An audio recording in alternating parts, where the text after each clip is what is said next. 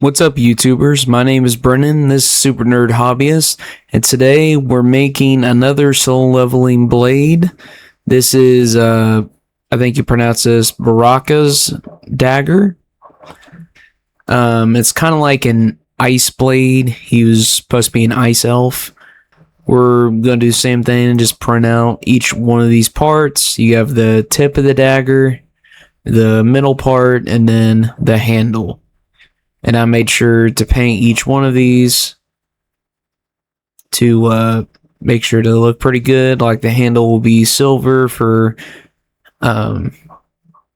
metal, and then the rest will be black, and then of course the ice parts will be blue.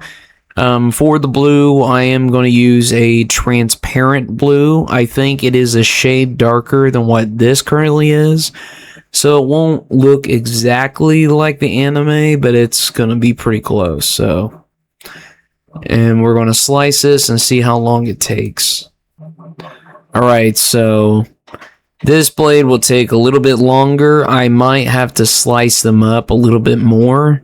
But all in all of it will take about 3 days, 5 hours, and 4 minutes. And for the most part, all these actually take a lot longer. So for like plate 3 and plate 1 takes about 2 hours. Plate 2 takes about 13 hours. Plate 3 is 2 days. And then plate 4 is 30 hours. So I will have to cut this up to make it less time and just combine them later. The all-around cost of the filament will be about $9.84, and I will use about 492.12 grams of filament. And I think I'm just using 3 colors, black, blue, and gray. So I'll print this out, put it together, and show you what it looks like after. Alright, let's get to it.